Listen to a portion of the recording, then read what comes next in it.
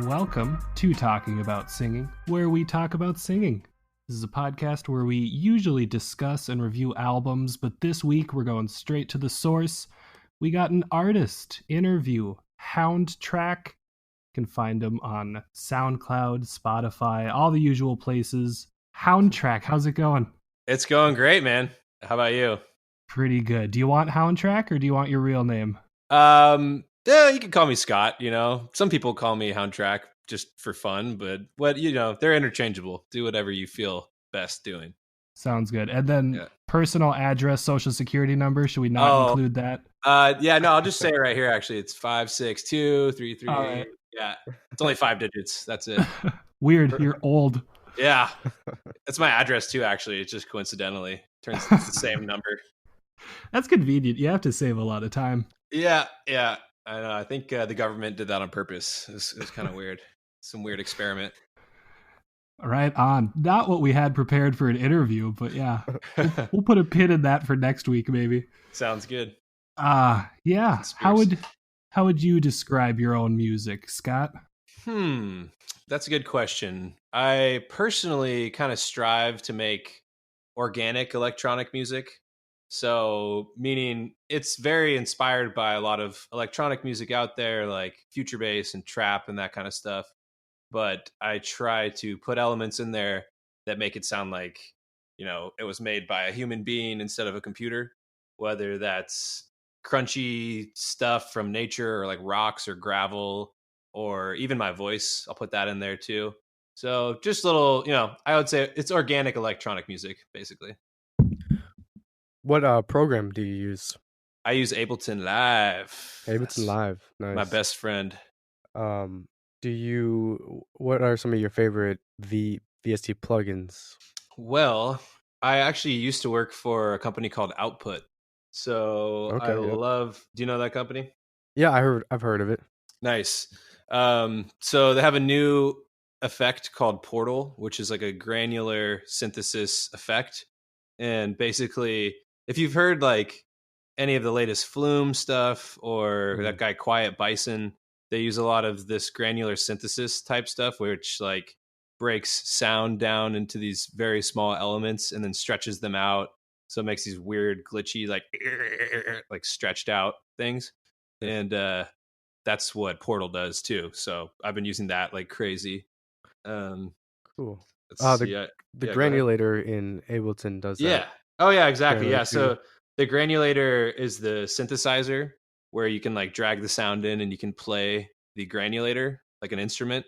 And Portal, the output thing, it's an effect. So you just like drag it on the audio and then you just like chop up the audio. So they're very, very similar, but yeah, slightly different. Are you a big Flume guy? Do you follow most of what he does? Yeah, I love him. It's kind of weird. Like I was never really that into him before with his first couple of projects. Like I liked some of the bigger hits or whatever, like Never Be Like You. I thought it was catchy enough, but I didn't really fully connect with him on any level. But when he dropped that most recent mixtape, Hi, This Is Flume, I was just like, oh my God, this is exactly what I've been looking for in terms of like sonics and sound design and melodies and just how weird it was. So I got like a lot of respect for him from that. And then I kind of went back and checked out some of his older stuff and realized what he was all about. And I love him. He's got some good stuff. Yeah, I went through the same journey pretty much too. I think I first became aware of him with that first round of EPs he was doing. And then like he did stuff for Vince Staples and Lord. And I was really into that. But when Hi, This Is Flume dropped, man, that album is so bizarre in the best possible way. Oh, man.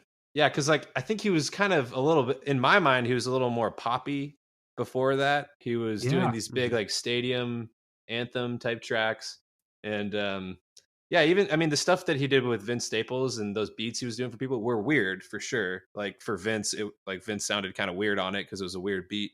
But like it wasn't nearly as experimental as this whole project was. And I was like, damn, I got mad respect for someone who can like be already in the mainstream, basically, as far as like he's not mainstream, like you don't hear him on the radio all the time, but he's got tracks with like hundreds of millions of plays. and then he just went and made the weirdest stuff you've ever heard, and it was pretty amazing. Yeah, he's really good at, like, you hear his stuff and how did he make that? How did he Oh make my that God. sound, or where did that come from? It's all granular synthesis, I think. I think that's my theory.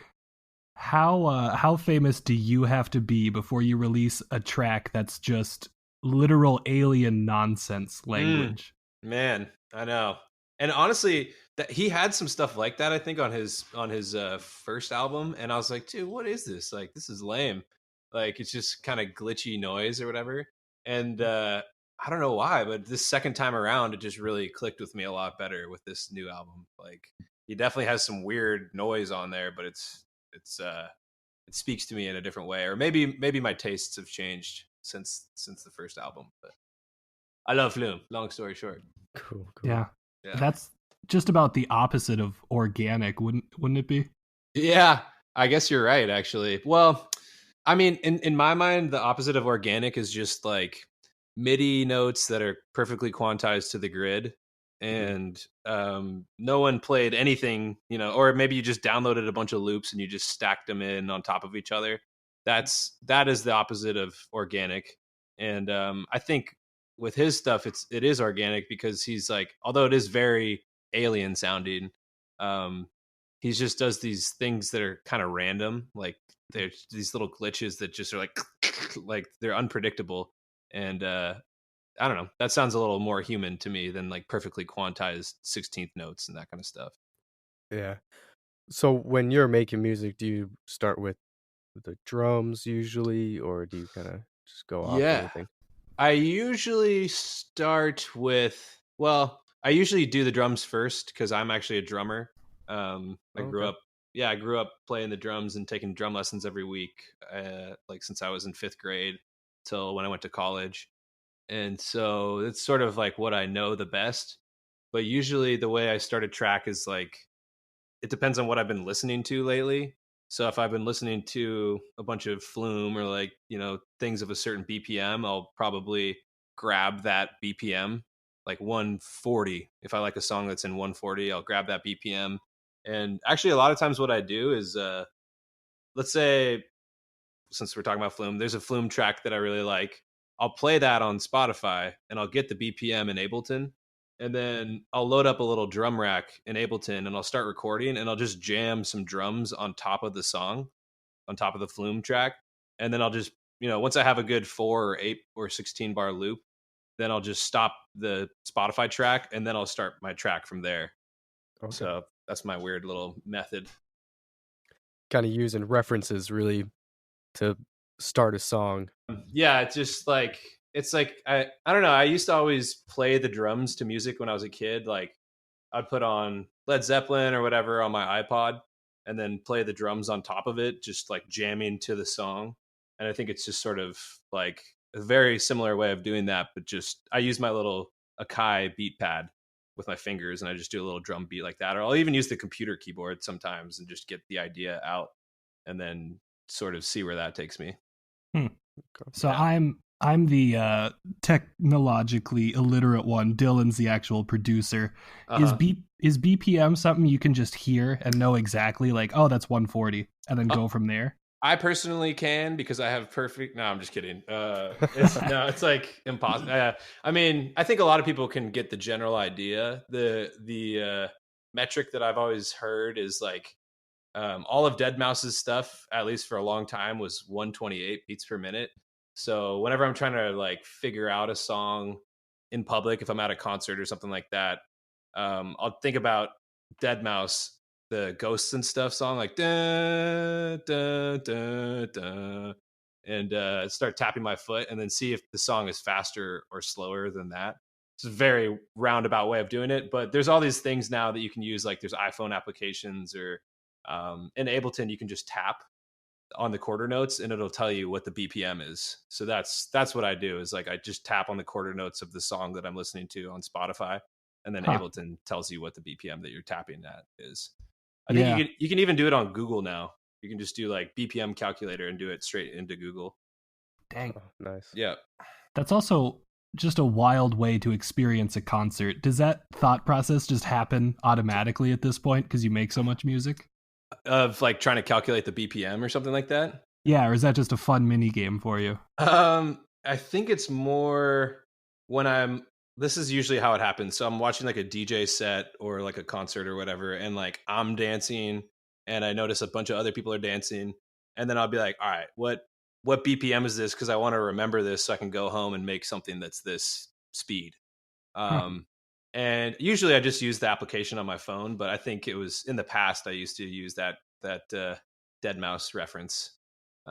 There are other situations when I use that dead mouse thing too, but I kind of forget what it is. It's more of just like a party trick. I'll be like someone's like, "What BPM do you think this is?" And I'll just think that song and be like, "It's probably like 135 or something like that." And I can get pretty close.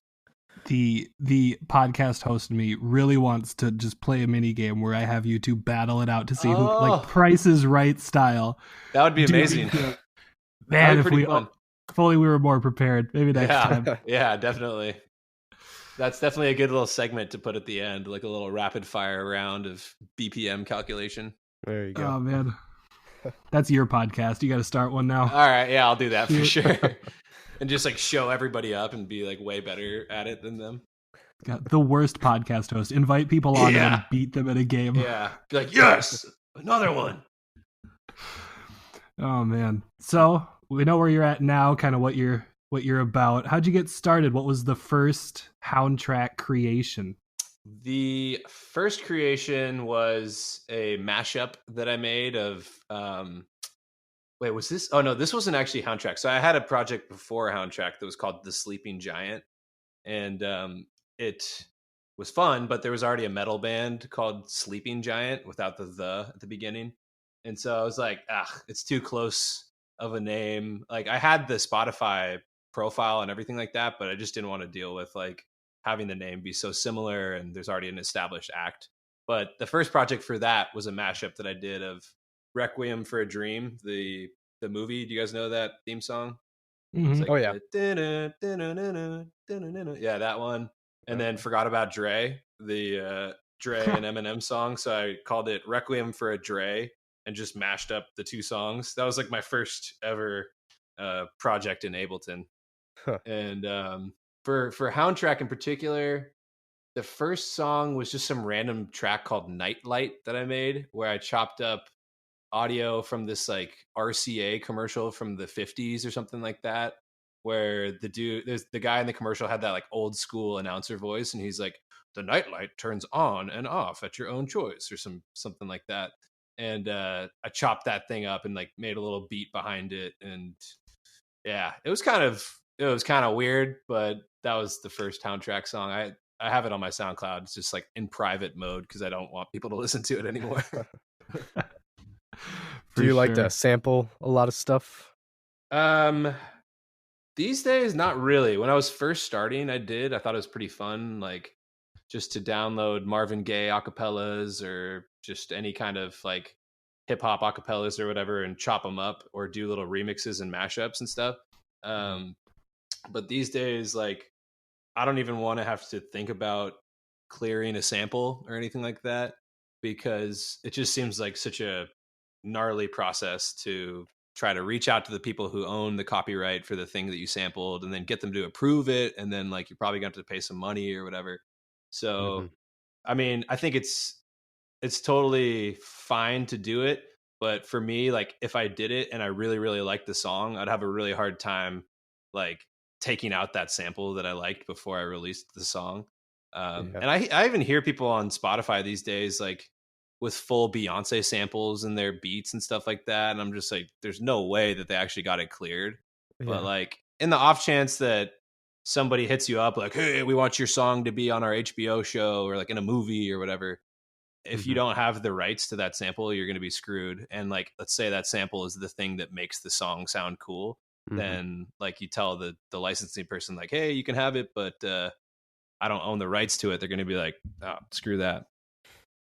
Yeah. So do you make your own drum samples then, or do you kind of take from other places? Well, yeah, for those, I guess there's two different types of samples that we're talking about. One of them, like is sampling Yeah, an old sampling. record or whatever. Yeah, Yep, yep, like what the Wu-Tang Clan did. They would like sample old records, or yep. Kanye. They all did that. So I don't do that, but yeah, with my stuff, I use drum samples. Like cymatics, or I use a lot of stuff from Splice, like artist packs that I like Medicine. I'll use a bunch of Medicine stuff. And Okay. Thuk. Do you guys know that dude Thuk, the producer? I haven't heard of that. Ah, he's good. He's one of my favorites, and he has like a semi-new sample pack on Splice. And when that thing came out, I was just like eating that thing up. Uh, So I Splice is totally use pretty those cool. samples. Splice is awesome. I do like Splice a lot. Yeah. So your synth on Yellow Fields, Mm. how'd you do that? Because that sounds so cool.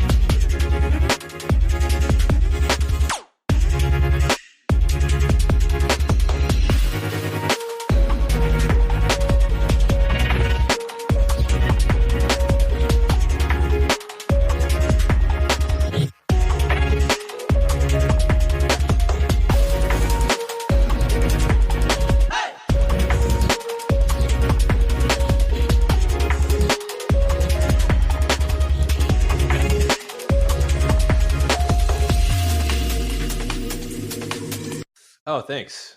So the main synth is just something that I made in Serum, just some like Serum patch. That's the synth VST by Xfer Records, or Hmm. just Xfer.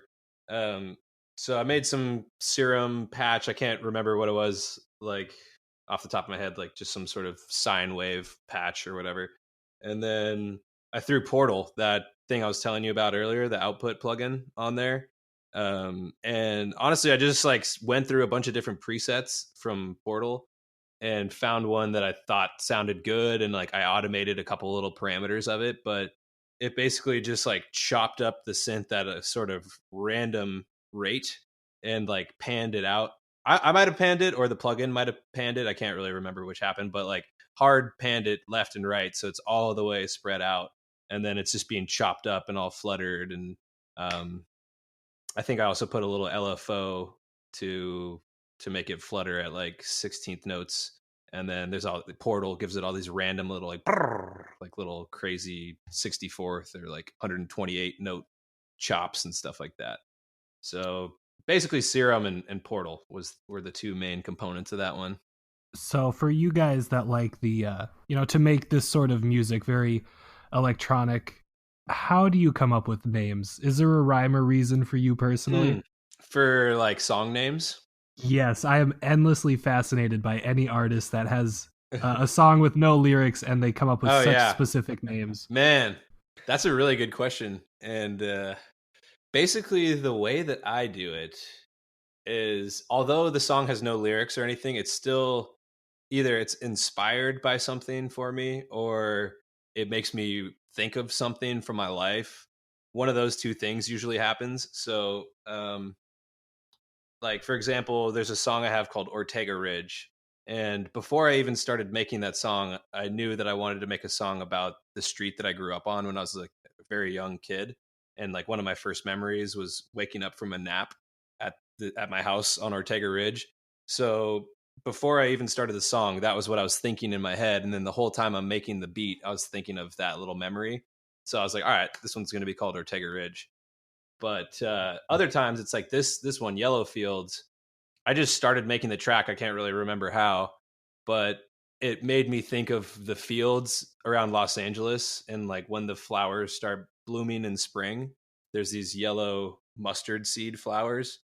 And it's just like really cool because overnight, basically, it feels like it's just dry brush out on these hiking trails, and then the next day there's these crazy fields of yellow flowers, and it's this big sort of like blooming, I don't know, positive energy type feeling. And so while I was making the track, that thought came into my head, and I was like, damn, I want to call this one Yellow Fields. So, there's that. And then I have a list that I keep on my Evernote. I use that Evernote application. Yeah. And I have this like gigantic document that's just called words. And I put like words that I like in there, or phrases that I hear in conversation or from books that I read or whatever, in that document. And I've been keeping it since I was in college. And so it's at this point, it has like over 1,000 different things, like words and phrases. And so if I'm really stuck, then I'll just like try to pick something from that list that I think matches it pretty well. Nice. So it does go both ways. The name inspires the song and vice versa. Totally. Yeah. Honestly, I'd like to do a little bit more of what I did with Ortega Ridge, where I pick something beforehand and then work off that inspiration, because most of my songs, like 95% of them, are just, they started off as me just screwing around, which I think is fine, but it's kind of cool to be intentional about it sometimes too. Yeah. Ortega Ridge, now that you bring it up, that's a pretty good hit for you on your, you can see the numbers on Oh, yeah. SoundCloud here. Do you ever wonder what sets that apart? Because we'll have episodes of the podcast like that too, where it's like, this one will get this many views and everything else doesn't. It's like, what did I do different? What do you ever try to formulate that? Man, I do, definitely. Yeah.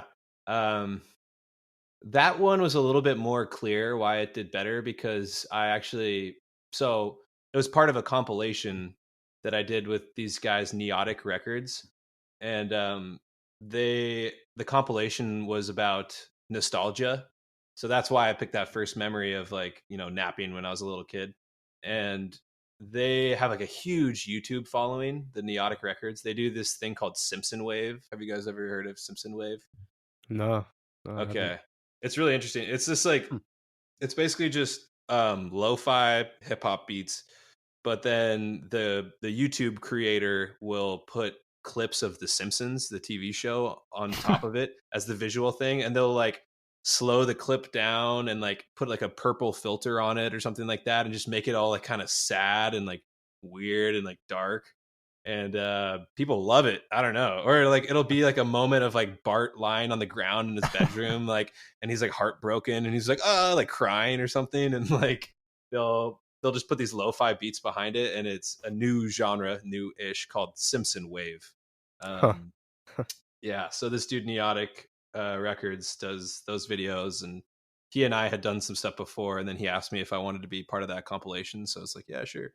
And then he links to the song in his YouTube video, and those videos get like millions of plays. So that's how I got more plays on that track, because people just went straight from the YouTube video to the SoundCloud link. But Okay. yeah, so that one is pretty clear. But sometimes I'm like, I have no idea why this one did better, or like Spotify has put a couple of my songs in their playlists and like not other ones, and I'm like, I don't know how they picked that, and I kind of go crazy trying to figure out like how it happened sometimes.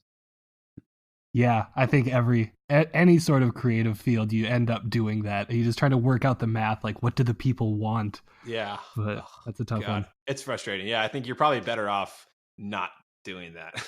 Like you can use the data. Like there's so much data out there about like who listens to what, and like where they are, and like which songs are popular, and you can use that data to your benefit. But if you get too caught up in it, you'll probably just go in circles and start making stuff that you don't actually like. Yeah, for sure. Yeah. So you brought up the term lo-fi, and we just got done talking with a mixing engineer who does not appreciate low quality music. Yeah. So when you're doing a mix, do you view the mixing as like a studio song that is going to be released if you're going for a lo-fi sound, or how does the mixing get affected for lo-fi? Well, it's kind of nice because like, so not all my tracks I would qualify as lo-fi. In fact, probably only like a quarter of them, or maybe even fewer. But for me, it's kind of nice because I feel like it takes the pressure off a little bit of mixing and mastering, to the point where when I do my like future bass type music, I EQ everything perfectly, or at least I try to, and master it to the best of my ability and make sure it all sounds good. And I try it on all these different speakers and stuff. And if there's any weird frequency, I'll take it out. Like anything that's too high or distorted or whatever, I'll take it out. But for lo-fi stuff, like that stuff can sound nice. Like distortion and crackle all sound good. So it's kind of just, I don't know. It's not as much of a calculated process for that one. It's just a little bit more like, this sounds good to me, so I'm just going to leave it like that. I'm not going to worry about the fact that the theory says that there's way too much of this certain frequency in here. I'm just going to leave it. So I could see why a mixing engineer would not like that, but for me personally, like I'll even put stuff on the master chain that's like distortion on the master that's affecting the entire song, which is like, kind of a, from what I understand, it's sort of a big no-no to be putting like audio effects on the master chain that are changing the quality of the sound beyond just doing mastering. But whatever, I just, I like to have fun with it. I go a little crazy. Yeah. I think a lot of like the audio engineers are a little bit older, and they, they're like set in their ways where they want it perfect, and yeah, we're changing the game, us young guys.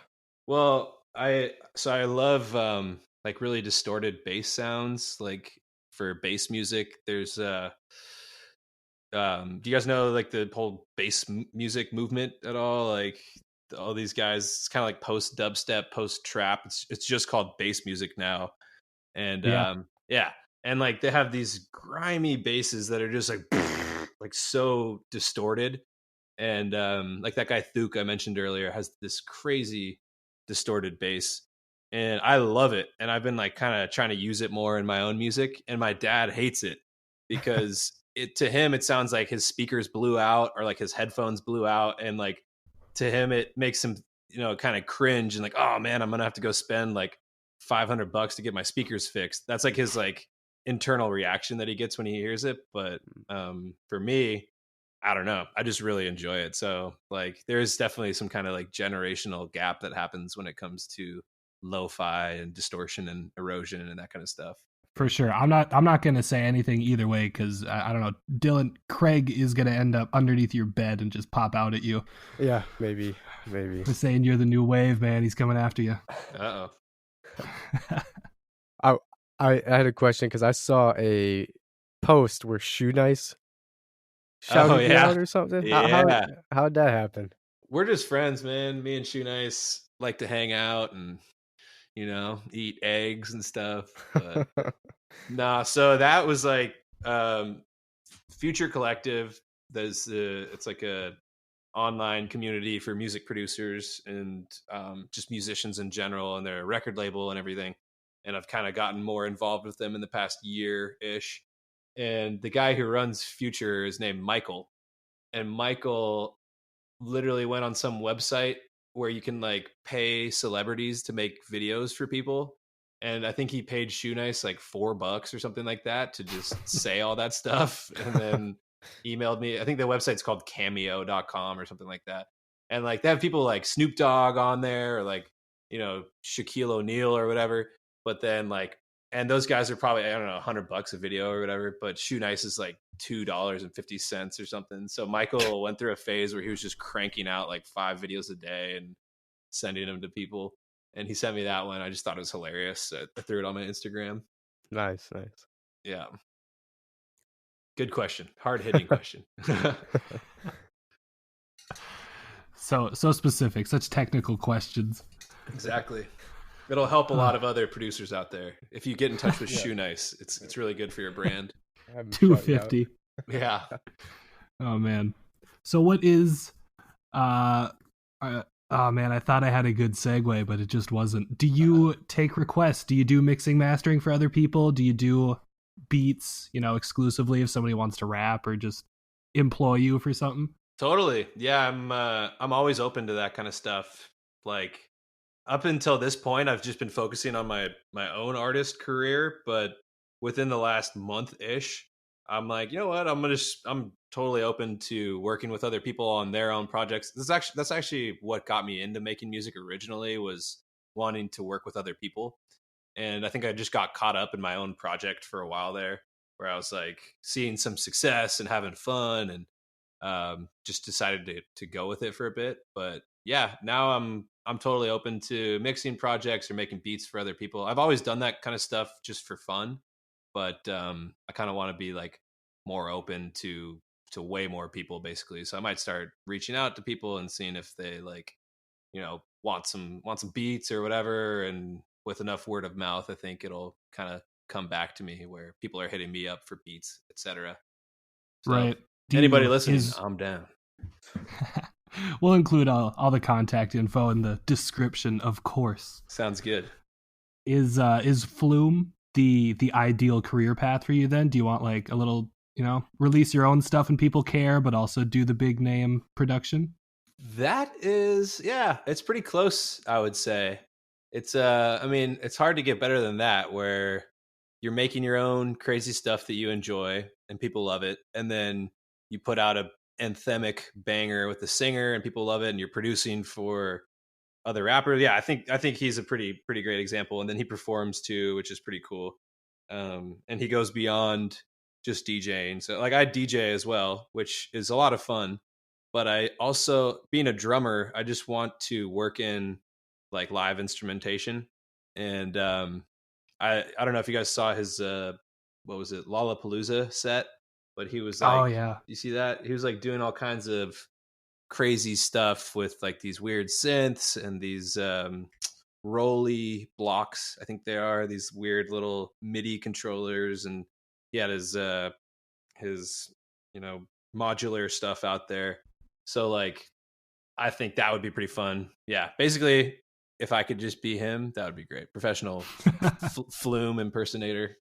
That would be a lot of fun. But I also, I want to diversify and do other types of projects too. So I'm not putting all my eggs in the artist basket. I would like to like develop other artists too and work with singers and rappers on their own career. And the track might not even say featuring Houndtrack or anything like that. It would just be like behind the scenes type stuff.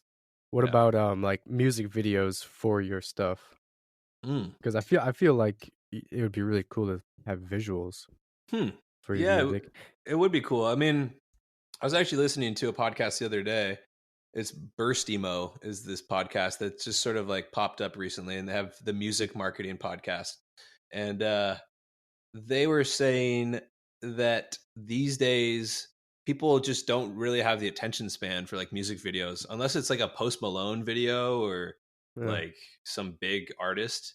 Then the chances like, and the reason for that, besides us being like addicted to social media and all this quick stuff, is that YouTube itself doesn't even try to promote those videos or anything like that. Like basically YouTube is a platform for people to do these little videos of themselves talking to you, like, the PewDiePie stuff or whatever, where they're like talking to the camera. And so YouTube within the last few years has totally gone away from like recommending these like independent music video type things. And the platform itself has just become mainly about, yeah, I guess so. Yeah. Or they just saw what was working and they went with it, which is these weird videos of people just talking while playing video games, or which like, I'll never understand why that's so popular, but like, I guess it is. So they sort of doubled down on that. But that was the platform for music videos for a long time. And now they're not really driving people to that area anymore. So, I mean, I guess long story short, I'm not super interested in music videos personally, but I also wouldn't be opposed if like, what, it didn't cost that much money and someone had a cool idea, or if I had a cool idea, I'd probably be into it. Yeah, I think that's like one of the things that's missing with a lot of electronic or future bass type music is that they don't really have visuals at all. Yeah, I think it would be cool for sure to do like an animation that works for a live show. So I saw John Hopkins in San Francisco recently, and he had this song that he played, and he had this, it was like a 4-minute short film that went with his song. And it was like, some little cartoon of somebody walking in a forest, and then like they're peeking around, and that's like during the intro of the song. And then at the kind of climax or whatever, the kid, he's got this like little hoodie on, he's walking around, he like jumps in the air, and like all this light shoots up from the background. It's like this big climactic moment, and like I don't know. I thought that was really cool how it was basically a music video that he was playing live with his song, and it was coordinated to everything that he was doing live. I Huh. think that would be awesome. Yeah, having some Yeah. really cool trippy visuals Exactly. live. Yeah, but beyond just like, the trippy like blobs floating around or whatever, it's like an animation that tells a story, like a short film that is related to what the song is about in some way or another. Yeah, I went to go see Jaden Smith in concert, and I'm pretty sure it was just the music video for whatever song he was performing, but then he would splice in the skyline of Minneapolis. I was pretty sure it's Mhm. like they left in rooms in the music video to put in the skyline of whatever city they were in, which I thought was Oh, wow. pretty clever. If it was actually Minneapolis, I think it was that skyline, and they just stuck it in kind of randomly in the Hmm. music video. Yeah, that is a cool way to sort of get the audience engaged and like make it feel a little bit special, like more unique to their experience they're having at that moment. That's cool because I really do not like it when you see an artist and you can just tell that like they've done this exact same show the last 20 nights in a row. And like it's almost like the animation guy just presses play on like a 1 hour music video, and then the DJs are up there playing the exact same songs they played the night before. And I'm just like, oh Hmm. man, it's not doesn't feel as special. So whatever it takes to get those little things in there to make it feel special, it's pretty cool. Right. Do And you that gets ever play your own music when you're DJing? I do, yeah. Some Nice. people like my brother actually complains that I don't do it enough, but yeah, I think I DJ in like a lot of different settings, and sometimes it's sort of more of like a party setting. And I personally don't think my stuff lends itself too well to partying necessarily. It's more like kind of introverted, like headphone stuff or driving or whatever. Uh-huh. Um, but eventually, I'd like to get to more of like an artist performance where I don't really care if people are dancing or not, and I'm Yeah. just playing my own stuff. So usually I'll do like, I don't know, 3 or 4 tracks per show of my own. And but yeah, a lot of like K Tronada and like more bubbly type stuff. Yeah. Yeah, I'm definitely on your brother's side. You introverted artists, you need somebody to sell for you. You gotta put your own music in there, man. Oh man. Yeah, you're probably right. I'll do it soon. I don't know. I have this idea of like separating my DJ career from my like live performance career. So like my Yeah. Houndtrack stuff live will be a lot more than just DJing. It'll be live instrumentation and everything like that. But just really haven't put the time in to get it figured out yet. And it's so much easier to DJ. So soon. I think I'm hopefully, in 2020 I'll have a pretty solid live show going that's more than just me spinning on the decks. Nice. Okay. Is Yeah. that your quote unquote day job then, DJing? Is that what pays the bills? It is a little bit. Yeah, I do like a couple shows per month which help pay the bills. Um the My real day job is actually dog walking right now. I'm doing a lot of taking dogs on hikes, and so 3 or 4 days a week I'll be driving around Los Angeles, taking these dogs on hiking trails or taking them to the beach, and yeah, it's actually pretty sweet. Hmm. Is that Rover app? It's similar to Rover, but it's actually a brick and mortar daycare in Santa Monica called Fit Dog. Um, Funnily enough, I actually used to work for the corporate company Dog Vacay, which got bought out by Rover. But Huh. yeah, but I had, I worked at Output, that software company, and I just didn't have enough time to be making music. So I ended up quitting that job, even though I liked it a lot and we had a recording studio there and it was in tech and like it paid well and everything. But I just didn't have enough time because it was like the 40-hour work week type thing. And I would just come home like too tired and drained from work to really do that much music stuff. So I decided, all right, I need to get a part-time job that pays decent, and then I can do my music stuff on, for the rest of the time. And I was just browsing jobs, and then that one came up, and I love dogs, I love hiking, and I was like, this sounds great. It sounds a lot better than driving for Uber or like doing Postmates or whatever. And sure enough, it's been pretty awesome. I've gotten in way better shape, and like I hang out with all these crazy dogs, and my coworkers are all fun. So it's been pretty cool. Nice. Yeah. Is that how you Yeah. got the name Houndtrack?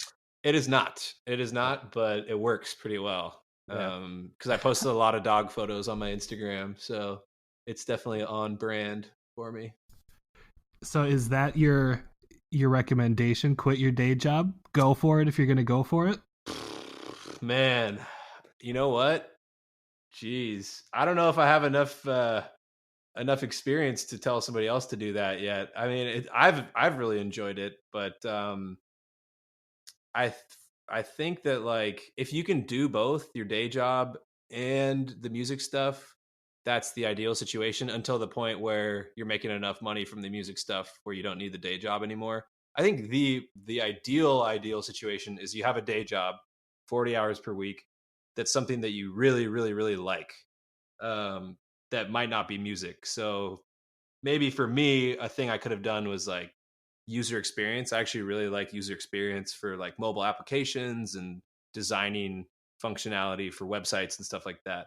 So if I were a little bit more passionate about that and I had gotten a 40-hour per week job doing that, I think I would still feel energized at the end of the day and be able to make music. But it, the stuff that I was doing was more customer service type stuff, which I was not passionate about. And so I left the office feeling drained and tired and had a harder time doing like creative work in that state. So let's say you're like a musician, but you're also a graphic designer and you love graphic design, even though it's not related to music, if you can make a decent amount of money doing that and still have energy at the end of the day, I think that would be ideal. But if you just can't do it like me, then yeah, quit your job, dude. It's fun. Get a part-time job and wait till you're making some money with music though. It would definitely be my advice. Like don't do it if you're not making anything yet. If you're at $0 from your music project, it's probably not the right time to do it yet. Yeah, for sure. I am just such a timid person. I think I've said on the podcast before, even if I was making as much money from this podcast as my day job, I would never quit my day job. Oh, I'm really? just way too scared to do it. But I so admire people like you that are just like, nah, screw it. I'm going to do Yeah. this thing that I love. Nice, Go man. for it. Yeah. I mean, you'd be surprised. I don't know. If you really did start seeing the dollar signs come in, like you might change your tune. But yeah, for me it was like a pretty clear choice. I mean, I still definitely it took me months to really get up the courage to do it, but once I did it, I was just like, ah, this is amazing. And I wouldn't have it any other way at this point. Yeah. Yeah. Well, Dylan, this might be a bad time. Did he tell you about the fee for you appearing? It's 3,000 is usually our going rate. Yeah. Okay, yeah. nice. So wait, I'm getting the fee or you guys get the fee? No, you're paying us. Yeah, Oh, okay. for sure. I mean that does seem fair. Like so cool. I'll shoot that over to you on Venmo after this. Sweet. Yeah, that'd be Yeah. awesome. All right, dope. So, go ahead. I was gonna say before you were talking about a VST that you were making. Is that? Oh yeah. Can you talk about that at all? It's definitely like I can't say that much about it right now, Okay, but okay. I am working on something, and I'll tell you guys about it more when I can. But yeah, it's very in the early stages. I'm just doing it with some friends, and should be fun. And I think that people will like it. But yeah, it's like very off the record at the moment, like Okay. the details. So I'll tell you guys after this podcast. Yeah. Okay. Mm-hmm. What are there anything we can get a sneak peek behind? You got a big project coming up? Do you have any ideas of a full EP or an album or anything? I do actually. Yeah, I'm working on a full album, which is the opposite of what a lot of people tell you to do right now. Like a lot of people are saying, just stick with singles, which I think is totally fair. Like in today's industry and like music consumption market, most people just want to hear one song from an artist that they don't know. They don't want to hear 6 or 7 or 8 songs, or let alone 18 songs from an artist that they don't know, because they don't have the attention span.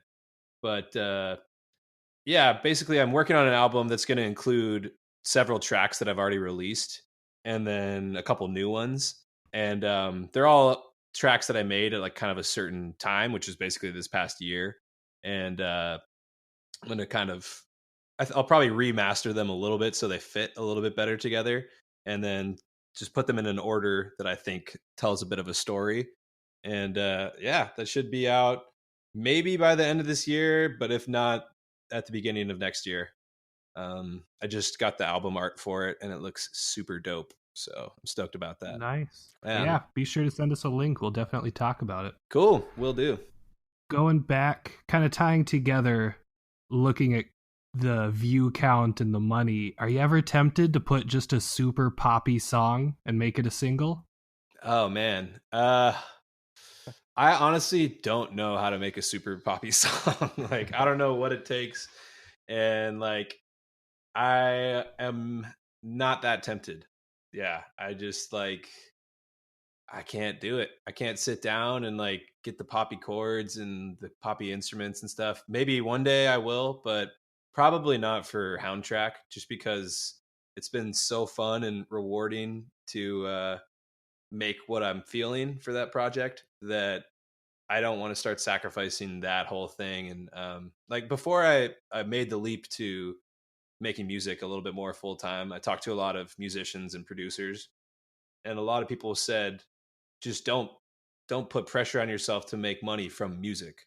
And these are people who are making a lot of money from music, and I was like, man, these guys are wrong. Like, I'm totally going to put pressure on myself to make money from music because music is so awesome that, like, if I could make money from it, that'd be amazing.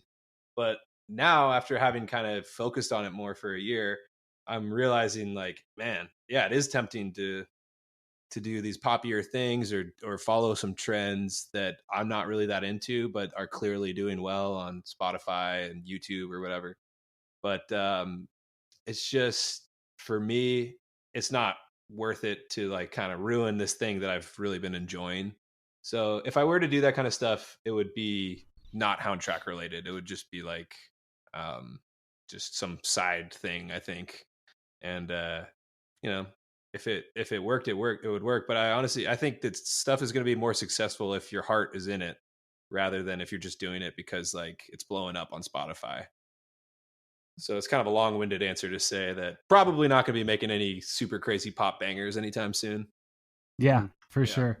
Yeah. I'm all for like popular sounding stuff or like good sounding chord progressions, and I'm actually learning more about music theory, and I'm learning the piano right now, which has been really helpful. But and so, like I'll definitely dabble with like some repetition with when I'm working with vocalists or whatever. I'll like maybe coach them a little bit on what I know about repetition and stuff to make it catchier. But yeah, no like Jonas Brothers type stuff anytime soon. Are you from LA? I am from Santa Barbara, actually, which is about 85 miles north of Los Angeles.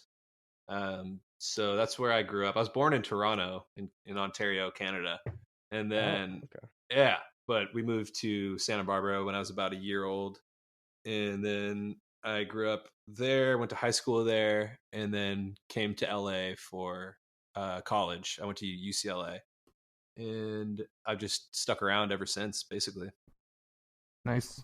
What Yeah. is we are from just the exact center of the country. Uh huh. I think both of us grew up in pretty rural settings. What is the feeling of LA as described to someone who grew up in the middle of a cornfield? How would you describe it? Wow, middle of a cornfield. That actually sounds amazing. Oh nope, it's not. No? Okay. Well, I mean, the first thing that you'd probably notice would be like the noise. So I'm imagining for you, you got like crickets and stuff out there. But out here, it's a lot of honking. I live near one of the bigger freeways, the 405. So there's a lot of like angry people stuck in traffic. Um, but that's the downside. I think the good side is like it's always sunny. It's freaking 75 degrees every single day, basically. And it's I don't know, it's pretty beautiful out here. I live really close to the beach, which is really nice. And then there's the whole downtown area and the east side where there's a show every night. There's probably 50 music shows every night in that area that are actually good. Dang. Yeah, Hmm. there's always something to do. Any minute of any day, you could find something to do in LA that would be pretty fun. So Hmm. it's a pretty creative and like place. It's just got that buzz to it, like that classic LA buzz.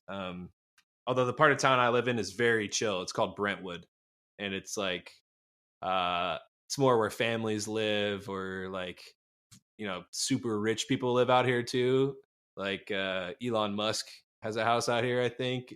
And so I live in like a pretty chill little studio apartment, but like a lot of people in the neighborhood are just kind of like snooty rich people. So the vibe over here is a little weird. There's not an awesome buzz necessarily, but like I was saying, you can always find something to do elsewhere in LA. Yeah. Do you Yeah. think that ever trickles into your music? Because I can definitely feel something in Dylan's music that kind of reminds me of home almost. Do you think Hmm. the LA feel ever gets into your either artwork or actual music? Probably, yeah. I would say so. I think the main thing is just like other artists from this area, and I go to a lot of live shows out here, and like I remember one specific show I saw was Mike Gow and Tech Lun. These guys on this label called Huh, What, and Where, and it's also abbreviated HW and W. And I went to one of their showcases, and like I had never heard that type of music before, where it was just so bass heavy, but it had these crazy melodic parts, and it was like really sparse on the drums, and like these crazy sound design type things. And like after that, I realized that it was kind of like future bass. I didn't even know what future bass was at the time, but it's sort of like a hybrid between future bass and the whole beat scene, like the Flying Lotus type stuff. And like that kind of changed the course of the type of music that I made, because I heard that and I connected with it so well that I just went home and like instantly went on Reddit on one of the music production forums, and I was like, how do I make a bass like Mike Gow? And then I put a little clip of what he makes, and then somebody wrote back and says exactly how to do it. And yeah. So I think the thing that changes my sound the most about LA is just like all the other artists here, and like hearing what they do and getting to see them live. It inspires me a lot. Yeah, That's awesome. collaborating with people is like one of the Oh yeah. best It's ways to learn. totally. Yeah. Like if you can get in the studio with somebody and see the way they work, it can definitely change the way you work, like, overnight, which is pretty awesome. Hmm. So do you have your ear to new releases? Do you pay attention to what's coming out 2019? Yeah, 100%. I like this year I started following people on Spotify. Like I never really saw what the advantage was before somebody explained it to me. Like basically if you follow people on Spotify, then they'll notify you once they have a new release. Sometimes it's even like a pop-up when you open the app on your phone. It'll be like, hey, just so you know, like Mike Gow has a new release. And I'll be like, oh, sweet. So yeah, I definitely check all that stuff out like all the time. I'm on SoundCloud pretty often, so I see like what all these producers are putting out. I check out New Music Friday on Spotify with all like the pop hits and stuff, just to see what Post Malone is up to, or like Nicki Minaj or whatever. And I love that stuff too. So yeah, Yeah. I just like devour new music. Do you have an album of the year or a single of the year, top 5 or anything? Oh man, I think my favorite song of the year is "Hey Ma" by Bon Iver. It's just so good. I don't know what it is about it, but like it was one of those tracks where I just kept replaying over and over and over. His album, or their album, I guess, I never fully got into it as much because it felt a little bit more disjointed than some of their other projects. But I think "Hi, This Is Flume" came out this year, right? So that one was definitely up there for me. Um, Yeah. yeah, I might have to do a little bit more digging to see what else I was really feeling. Mike Gow, actually, that guy I was mentioning, he put out a new album that's super duper awesome. Um, yeah, anything that BDOS puts out, he's like a producer affiliated with Future Collective. He has some insanely good stuff. Thuk, that guy Thuk put out some good stuff this year. There's just been so much, like people put out new music every single day. which is awesome. It's like kind of crazy how fast paced like the music business has become. And Yeah. yeah, I'm a huge music fan, obviously, so it's great for me. Are you you said you do the Spotify kind of like top hits. Do you usually just consume singles at a time, or do you ever sit down and just listen to an album front to back? Man, I would like to say I'm the type of person who listens to albums. I definitely used to be that way. Like I have like a vinyl record collection of my favorite albums that I can listen to from start to finish. But it's crazy. Like these days, I just, even if it's an artist that I really like Bon Iver, I don't make it through the whole album anymore. It's just so nuts. Like something else comes up, or like I don't know what it is, but I think lately my listening habits have definitely changed to the point where I don't listen to the album from start to finish as much anymore. If it's somebody that I really, really, really like, then I'll definitely go out of my way to do it. Like Frank Ocean, whenever he puts an album out, I'll listen to it from start to finish. But he does that every like 10 years, so it doesn't happen very often. Or like Young Thug, even like I like a lot of their rap, newer rap dudes, and I listen to his album from start to finish. So it just depends, but I would say probably a lot less than I used to when I was like 15 or 16, whatever, when you'd buy CDs and stuff. Like I would just play those things from start to finish over and over and over again. And now it's just like I'll listen to it once all the way through and pick my favorites and then listen to those ones. Yeah, I think that's a pretty common Yeah. sentiment with people listening to music and everything. I was just going to say that's why they say to not, that's why all the experts tell you to not put out an album these days, because like if you don't even have a following, then the chances of people making it all the way through your album are very slim, which I think is totally reasonable advice. But like I just kind of want to put out an album just for fun, and it's like a goal that I've had for a while, so that's why I'm Yeah, doing it. I don't think that'll ever go away, that desire of just like a complete work. Yeah. We talk a lot about how music, it gets released and then there's a remix, or they'll pull it because the sample didn't get cleared and put it back up as something new, and how it's much more fluid now than, when you got a vinyl and it's stuck that way forever. Totally. So just hearing the artist perspective of like, how do you handle that? How do you handle what people want to listen to mixed with what you want to do from your, experience? It's very interesting. Yeah. I mean, the one thing that I keep hearing all over the place, and I've been trying to do as well, is just like releasing more often. So releasing like one song every month, or if you could probably do it less than every month, that would be great. It doesn't seem like a lot of people do a song a week or anything like that, but right now it seems like if you could put out a song a month, which I've been able to do this year, which has been great, um, then that's good. Back in the day, people would never put out one song a month. They would put out one album a year, and then wait till the next year, and then put out an album, or wait 2 years. But now it's like you got to change the way that you release music to fit the listener's needs. I wouldn't be surprised if 5 years from now, people put out a song every day or every other day or whatever, just like on YouTube, how these YouTubers are making videos every day. Like I watch a lot of ASMR videos, or I did at one point. Which, are you guys familiar with ASMR stuff? Oh I've heard of them. Okay, well, for people who don't know, it's basically like this really weird phenomenon of people who film themselves and record themselves like making these really soothing sounds and hand motions and things like that.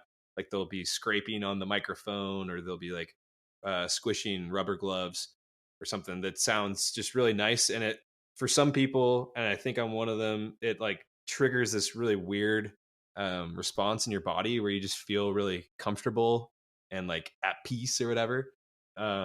It's just sort of this warm feeling like on your spine or in your neck or whatever. And so I watched, back when I was working at the office, I would have the audio running for like 6 hours straight of just like crinkling sounds and these little soothing sounds. But the people who make those videos, they post a new one every single day. Like they'll post it's, and they're like half an hour to an hour long, and it's them like they'll do these weird role plays where they dress up like a doctor. They're like, hey, I'm just going to do an eye exam. And they're like, be all gentle. And they talk around like different angles of the microphone. And you put headphones on and it sounds like they're like in the same room as you. And they always whisper. Yeah. It's like, hey, how's it going? They have these little catchphrases that they say. And I love it. Like if there's times when I can't sleep, I'll throw those things on and I'll just pass out. So, those guys are putting out videos every single day and making music. There's no reason that you couldn't put out a song every day these days. Like you can upload a song and have it on Spotify in like 3 days from the day that you upload it.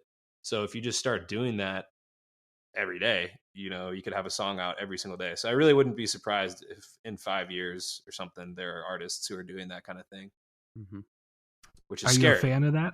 Yeah, or do you want YouTube and music to stay separate, or are you okay with the culture of YouTube vlogging, that sort of thing, kind of creeping into music? I think it's just like content creation. Like we want more and more and more and more often, like whether it's Instagram videos or YouTube or music, like, for Instagram, that's common advice that I hear is like post as often as you can, like once a day, twice a day if you can. So it's just sort of the nature of how like creative work is being consumed. It's like it's just so fast. Like people will enjoy the song or the video or whatever for that day, and then the next day they've completely forgotten about it. And obviously there's going to be special cases where people really connect with the song and they'll listen to it all throughout the year or for the rest of their lives or whatever. But I think since there's so much more music and so many more videos out there, that like it's just going to happen where people don't spend as much time with each piece of content. So I think it's fine. Like I think it's going to be tiring for a lot of creators to try to keep up with that pace, but there are definitely going to be people who are able to do it. And like, if that's the game you want to play, then go for it. Like I mean, I might be doing that in 5 years. You never know. Yeah, I say 5 years because I feel like the pace hasn't caught up to that yet. Like right now it's every month, but 5 years ago it was, you put a project out every year. So like I could see it 5 years from now being every week or something like that. And then every day. I could see like a collective of 10 artists posting on their channel every day. Yeah, totally. I mean, a lot of collectives do it every week. And yeah, I think every day is, I think at this point it's too much. And like, you'd probably saturate your audience a little bit and they'd just be like, dude, I don't want to see all this stuff. But like, eventually I think that people's appetite will probably just get stronger and stronger. Yeah. So you guys got to start doing daily podcasts. That's what I'm telling you. You got to just start doing this every day. That was my next question. How often should we be doing this? We're doing once a week. Is that enough? Man, I think probably, but I will say that like I follow a couple podcasts and like I'll check every day. And if they don't upload one for a few days, I'm like, dude, what are you guys doing, man? Where are you at? Like, I need that. I need that new stuff. So like there's a meditation podcast that I follow called Meditation Minis. And I actually just started finding out about it recently, but I already crushed like, I don't know, 15 of them. It's like these like 5-minute meditation sessions. And I think she only does them every week, but yeah, it's been like 5 days and I'm like, dude, come on, I need some new stuff. So yeah, I'd say once a week minimum. Solid. Right. We'll try to keep up the pace. Nice.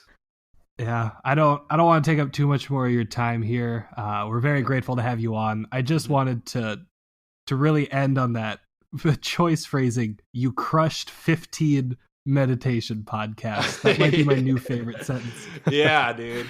I just like binge meditated. Like just went hard. So I'm like very, very enlightened and relaxed now as a result.